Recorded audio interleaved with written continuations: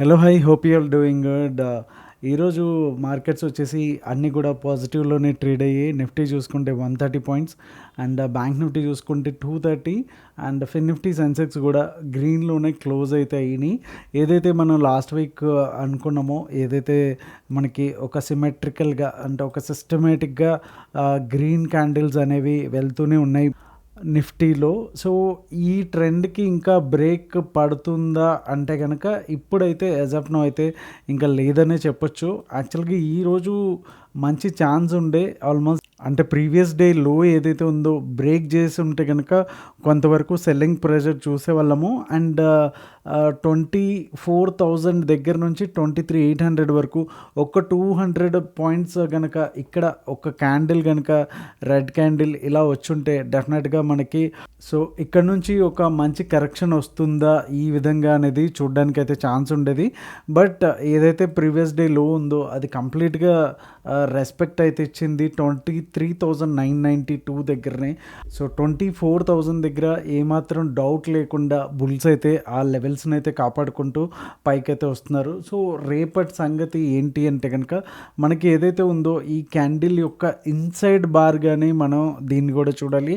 అలా అని స్ట్రాంగ్గా ఉన్నటువంటి బుల్స్ని కూడా మనం ఇక్కడ మర్చిపోకూడదు. సో వన్స్ ఒకవేళ 24,200 కూడా పైకి రేపు మార్నింగ్ 9:30 9:45 మధ్యలోనే అంటే ఒక 1 or 2 15 minutes క్యాండిల్లోనే ఈ 24,200 కనుక బ్రేక్ అయ్యి సస్టైన్ అవ్వింది అనుకుంటే కనుక డెఫినెట్గా మన నెక్స్ట్ ఇంకొక 200 లెవెల్ ఏదైతే ఉందో 24,400 కూడా చూడడానికి అయితే అవకాశం అయితే ఉంటుంది.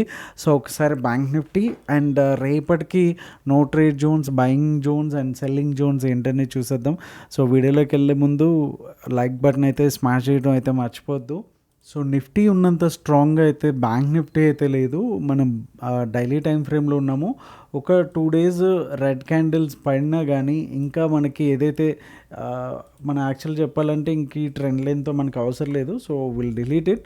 ఏదైతే ప్రీవియస్గా ఒక ట్రెండ్ లైన్ ఉందో ఎగ్జాక్ట్గా మనకి అక్కడి నుంచి సుమారుగా మనకి సపోర్ట్ అయితే తీసుకుంటా ఉంది. సో ఇంకా కొంచెం గ్యాప్ అయితే ఉంది.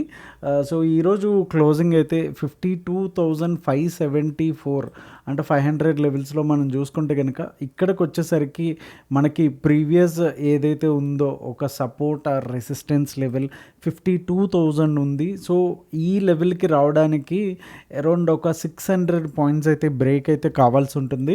సో అప్పుడు మనం ఈ ఏరియాలో కొంతవరకు కన్సల్టేషన్ ఎక్స్పెక్ట్ చేయొచ్చు before it's going to break this level. Okay, ఈ 51,200 బ్రేక్ చేసే ముందు ఒక కన్సల్టేషన్ అయితే రావచ్చు.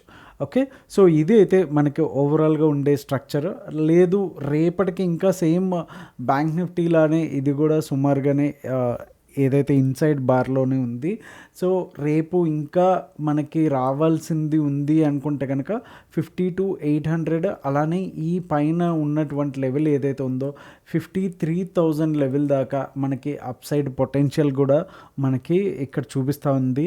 సో ఇంకా ఒక 500 to 600 పాయింట్స్ అయితే అప్ సైడ్ ఉంది మనకి పైకి వెళ్ళడానికి. లేదు రేపు మార్నింగే కనుక ఈ లో ఏదైతే ఉందో ఈ లో అంటే 52,166 ఆర్ ఎల్స్ 52,100 లెవెల్స్ కనుక బ్రేక్ అయ్యింది అంటే కనుక మనం డెఫినెట్గా ఈ 52,000 దగ్గర కొంతవరకు సపోర్ట్ తీసుకోవడానికి అయితే ఛాన్సెస్ అయితే ఉంటాయి. రేపు ఫిన్ నిఫ్టీ ఎక్స్పైరీ కూడా ఉంది కాబట్టి రేపు ఇన్ కేస్ ఒకవేళ 52 కూడా బ్రేక్ చేస్తే మనం కొంచెం పెద్ద క్యాండిల్ అయితే రెడ్ క్యాండిల్ అయితే డౌన్ సైడ్ అయితే చూడడానికి ఛాన్సెస్ అయితే ఉంది.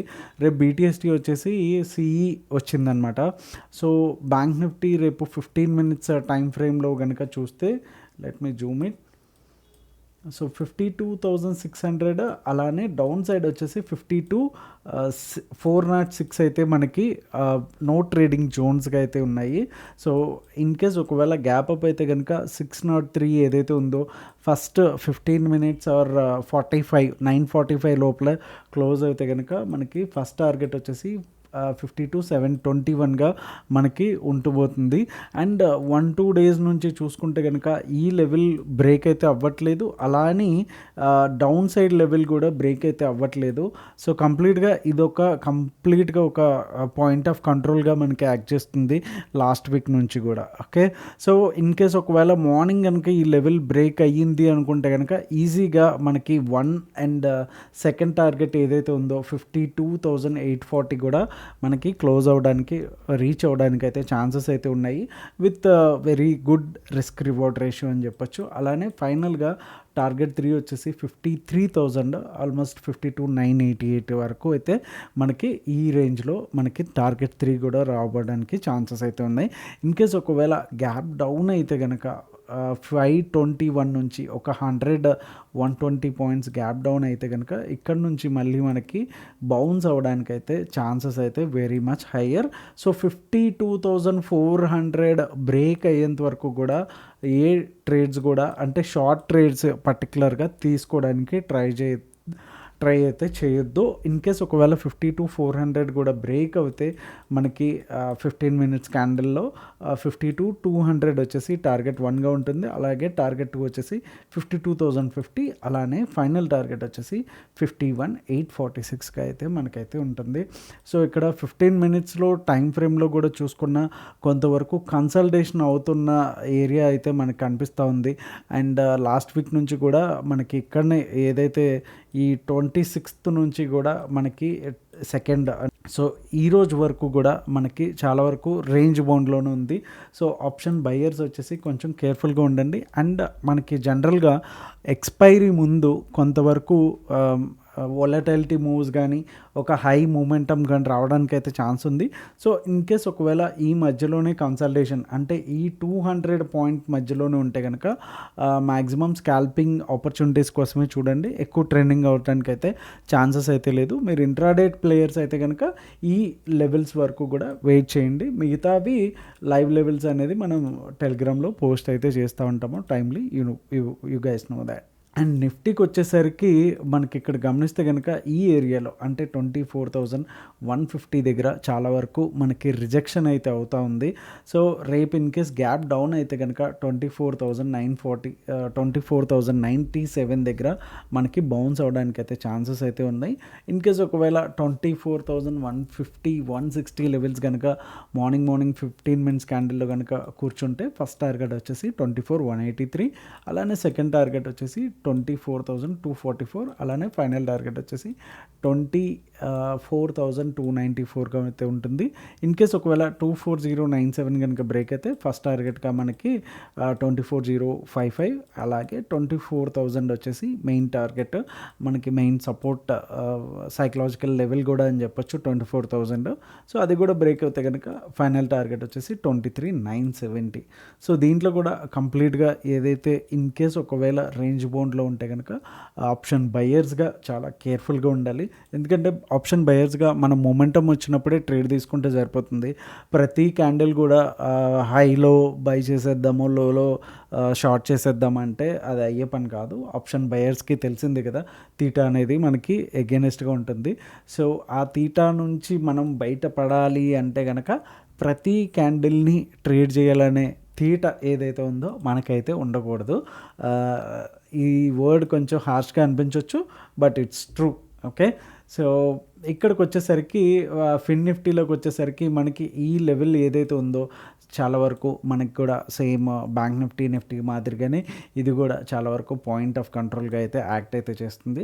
23,641, అలానే 23,566. ఓకే, రేపు ఎక్స్పైరీ ఉంది కాబట్టి ఇన్ కేస్ ఒకవేళ 641 కనుక బ్రేక్ అయితే మార్నింగ్ టైంలో 15 మినిట్స్లో 704 వచ్చేసి ఫస్ట్ టార్గెట్, అలానే 23,750 వచ్చేసి సెకండ్ టార్గెట్, అలానే 805 వచ్చేసి థర్డ్ టార్గెట్గా అయితే ఉంటుంది. సో ఒకసారి బ్యాంక్ నిఫ్టీ ఓఏ డేటా కూడా చూసే ముందు ఒకసారి డౌన్ సైడ్ కూడా చూసుకుంటే మనకి 23,500 ఫస్ట్ టార్గెట్, అలాగే సెకండ్ టార్గెట్ వచ్చేసి 23,449, అలానే ఫైనల్ టార్గెట్ వచ్చేసి 23,398గా అయితే మనకి ఫిన్ నిఫ్టీలో అయితే మనకి క్లియర్గా కనిపిస్తున్నాయి.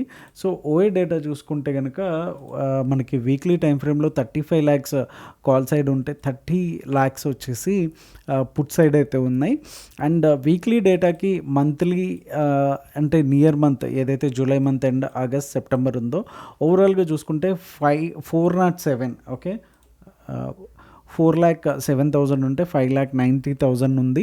సో ఇక్కడ వచ్చేసి పుట్స్ అయితే ఎక్కువ ఉన్నారు. అంటే ఓవరాల్గా పొజిషనల్గా మనకి ఏమనిపిస్తుందంటే పుట్స్ ఏదైతే ఎక్కువ 56% ఉన్నాయి, కాల్స్ వచ్చి చాలా తక్కువ ఉన్నాయి. సో ఓవరాల్గా పైకి వెళ్ళడానికి ఛాన్సెస్ అయితే ఉన్నాయి. రేపు ఇన్ కేస్ ఒకవేళ ఫ్లాట్ కానీ గ్యాప్ డౌన్ అయినా కానీ మనకి బుల్లిష్నెస్ అనేది మనకి ఇక్కడ ఓవరాల్గా పొజిషనల్గా ఉన్నటువంటి డేటా బట్టి మనకైతే అర్థమవుతుంది. డిఫరెన్స్ వచ్చేసి 1 lakh మంచి సిగ్నిఫికెంట్గానే పుట్స్ అనేవి ఎక్కువ రైట్ అయితే చేశారు. సో పీసీఆర్ వచ్చేసి 1.2% అయితే ఉంది.